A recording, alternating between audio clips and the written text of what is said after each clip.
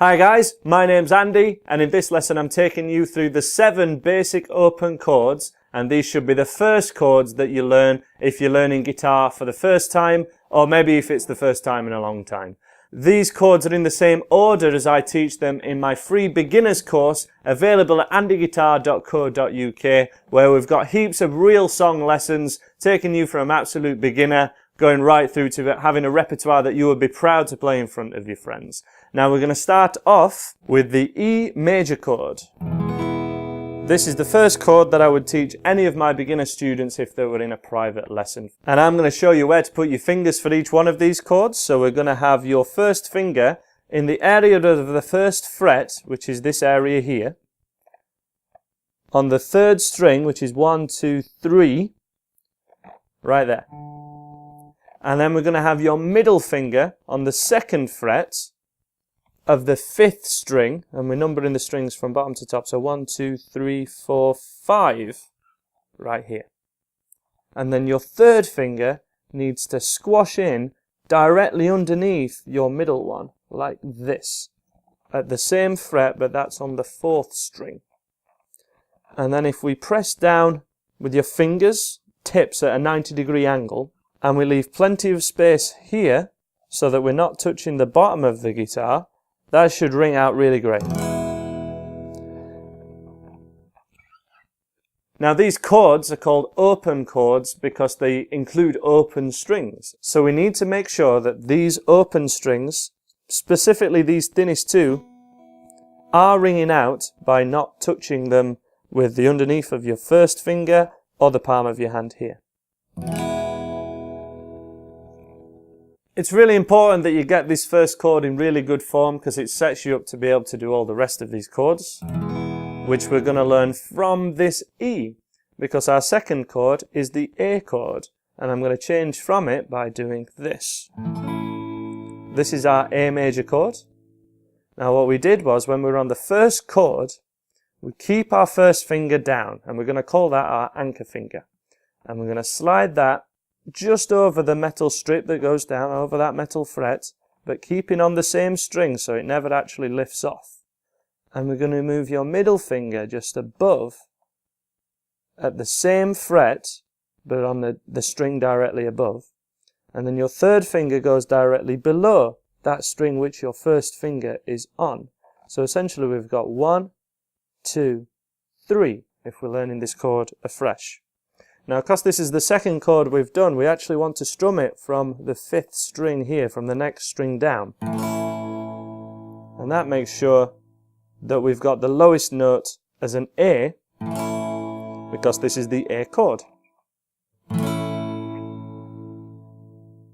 Now, these first 2 chords are in line with level 1 of my beginner's course, and that level is all about mastering the change between the E and the A by keeping that first finger down and sliding over. The next chord we're going to learn is the D chord. So this chord, again, we can keep our first finger exactly where it is at the same fret, but it would be great if we could move it this way just a little bit, because when we're at this side of the fret, everything rings out a little sweeter than it does at this side of the fret. Everything sounds better when we're just here. And this is our D chord. A very bright, happy sounding chord. And we have your first finger, again where I said before.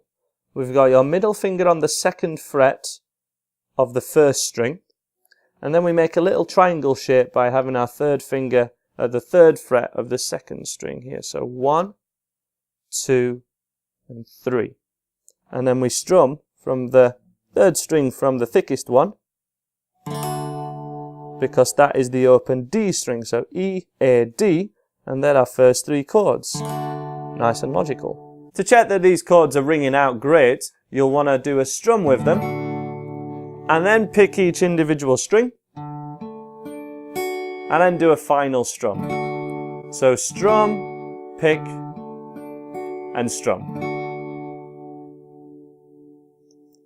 That way we're checking that there are no strings that sound a little bit like this. Okay, so if we've got any strings here that aren't ringing out for you, a great tip is to make sure you're on the tips of your fingers. You want to be right at 90-degree angle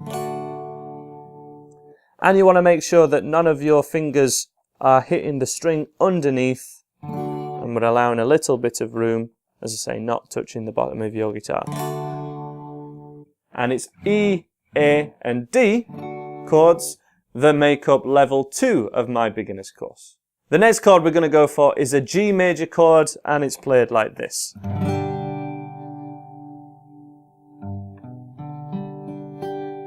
Now there's a couple of variations of this G chord. I call this a big G. It can also be played like this, but I find it's best in the context that we're going to use it with the songs that you'll want to learn with these open chords, that we go for the 4-fingered G chord, which is also called a big G, because it's easier to change to the D chord, which is a really common change, G to a D, by keeping that 3rd finger down. So we've got the G chord, which is the new one, and then the D chord. You can see that 3rd finger is now the anchor. And in fact, we can go from all these 4 chords, 4, 3, 2, 1, and we never actually lifted off all of our fingers from the fretboard. We've always got 1 finger down. We've always got that contact on the fretboard, which I think is really important and really helps your changes. So for our G chord, we have your 1st finger at 2nd fret of the 5th string, middle finger 3rd fret of the 6th string, the thickest one, and then it's a bit more of a stretch for your 3rd and little finger, which are both at the 3rd fret of the thinnest 2 strings. The middle 2 strings are open, so we want to make sure that they ring out and that you haven't accidentally got a finger on them. Remember to stay on your tips. And this G chord makes up level 3 of my free beginners course, which also includes the D chord and the A chord. It works between those changes. So that's our first 4 chords, which are major chords. These are happy sounding chords, but can be summarized by saying just the G chord, for example. We don't have to say G major all the time. But the next 2 chords we're covering are minor chords. Now these are sad sounding chords, and if music is an expression of emotion, we kind of need the happy and the sad, and it's the mix that makes things sound really good. And these chords are actually, if anything, a little bit easier than a couple of the other ones. The first one of which is probably the easiest. This is the E minor chord, which I encourage you to play with your first 2 fingers. So we have your 1st finger at the 5th fret of the 2nd string, and then your middle finger directly underneath it, leaving the thickest E string, because again this is the E chord. You can play it with other fingering, so your middle 2 fingers, but I prefer your first 2 fingers. Then we've got an anchor finger between the G and that E minor. So again, we can go through all our chords and not have to take off all your fingers. The next one is the A minor, and this is the chord. Now this one's so easy because it's actually the same shape as the first chord that we learned, which was the E major. So this is our E major chord. But get this, if you move this down a string, it's suddenly a whole of a different chord and it sounds sad.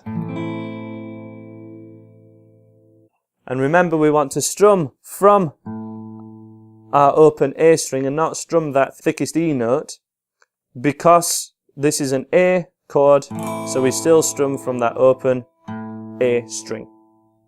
There aren't too many songs that use just minor chords, but there are a few, and they make up level 4 of my beginner's course.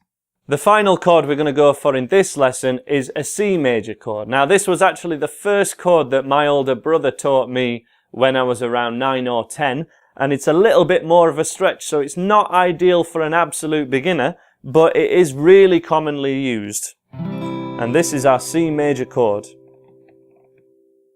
So we got 2 fingers where they were actually on the A minor chord. First finger, 1st fret of the 2nd string. Middle finger on the 4th string, 2nd fret. And 3rd finger, bit of a stretch, 3rd fret of the 5th string. So we have 1, 2, 3. Give it a strum, pick each individual string, and strum again. Now, a great thing to remember with this C chord in particular, which can be quite tricky for a lot of people, is to have your fingers on this angle. So if you're going for this chord and plenty of others, and have your fingers vertical along with the frets, so in line with the frets going down, you're going to find it a real struggle. It's going to be a real stretch for your hand, which will feel very unnatural for you. Now, if we put our hands on this angle, so everything, all your fingers are basically curled up and pointing towards yourself, you'll find it a much more comfortable grip for your hand, and it can, in time, become second nature. That chord again, 1, 2, 3, and this is our C chord, which we would strum from string 5 all the way down. So if you were able to follow that video and play each one of those chords as we went through them, then you've done a really great job. I really can't undersell that. That's really fantastic. No matter if you found that an easy or a difficult exercise, the actual test for this and the way you want to practice it is exactly the same. And it comes down to the changes between the chords, as well as just learning each one of them in turn, remembering the names and so forth. But the real trick to nailing these chords is getting your fingers to remember where to go more instinctively, having that muscle memory, and being able to get the changes between the chords, not just the chords themselves. So every one of those chords, as I say, we can change through them by keeping one finger down as we go. There's the E chord. We keep our first finger down and change to the A. We keep our first finger down again and change to the D. We keep our third finger down this time and we change to the G. We keep the first finger down and change to E minor. We keep the middle finger down and change to A minor. And we keep the first two fingers down to change to the C chord. So we were able to get through all 7 chords without having to lift off all your fingers at once. Now that is a way more, advanced exercise than you want to be going for if you're still trying to remember all the basic chord names. But this video is something that you can always refer back to and try and see where you are with that exercise, because it's really when you're able to do that that you can go for songs with all those chords in them. If you find that you can only manage, say, the E, A and the D, and all the others, you forget where to put your fingers, or you forget what the chord's called, or the changes aren't quite there yet, everything's not quite ringing out, then you know to go for songs that just have E, A and D in it, and then practice the chords themselves until you're ready, until your fingers have memorized those shapes and they're ringing out great. So at each stage when I went through those chords there, we have those levels of my beginner's course, and you know where to go from this video basically. I hope that's something you've enjoyed, and I really do wish you many years of guitar playing fun. Thanks for watching. Please subscribe here if you like what I'm doing, and I'm sure I'll see you again. Bye for now.